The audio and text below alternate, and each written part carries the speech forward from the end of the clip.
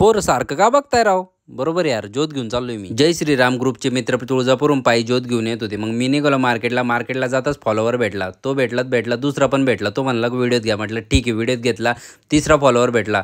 किराणा घेऊन मी निघालो मार्केटमधून चहा घेण्यासाठी. मग चहा वगैरे मागवली, मस्तपैकी चहा वगैरे घेतली, कारण मला साबुदाणा खिचडीची तयारी करायची होती. मी सामान टेकलं, तेवढ्यातच मला सामान थोडंसं विसरलो होतं. वापस मार्केटला निघालो. नवरात्राचा पहिला दिवस असल्या कारणाने सगळ्यांचा उपास होता. पाणी बॉटल, चिप्स वगैरे घेतले आणि फुल माळ घेऊन मी निघालो घरी. सकाळी साबुदाणा खिचडीची तयारी करायची होती. मग काय मस्तपैकी तयारीला लागलो. सकाळच्या 9 वाजेपर्यंत सगळं रेडी करून द्यायचं होतं. मग काय चहाचा पण टाइम झालेला होता. चहा घेतला. कामात टाइम समजलाच नाही. सगळं रेडी करून लगेच क्लीन करून घेतली आणि बाहेर घेतली आणि डिक्कीत सगळं सामान टाकून घेतलं ना आम्ही निघालो मग श्री काळुका माता मंदिरात. कारण की 300 किलोमीटरचा पायी प्रवास करून श्रीराम भक्त आलेले होते तिथं. मग मी पोहोचलो. तेवढ्यातच नीरज भाऊला भेटलो. ज्योतचं दर्शन केलं आणि प्रवास विचारला. मस्तपैकी प्रवास झाला होता त्यांचा. आईला लगेच नैवेद्य दाखवून पंक्तीला सुरुवात केली. सगळे पायी चालून खूप थकलेले होते. सगळ्यांना मस्तपैकी प्रसाद वाढला. मस्त टिळा वगैरे लावला आणि जय माता दीची ओढणी देऊन त्यांचं अभिनंदन केलं. आई तुळजाभवानीचा जयघोष करून प्रसाद खायला सुरुवात केली. पुढचं नियोजन चालूच होते. तेवढ्यात कमलेश भाई आले. त्यांनी पण भेट घेतली आणि मी साफसफाई करून एकदम पुढच्या प्रवासाला निघालो आम्ही. आई तुळजाभवानीच्या आशीर्वादाने ज्योत घेऊन पायी चालण्याचा मान मिळाला.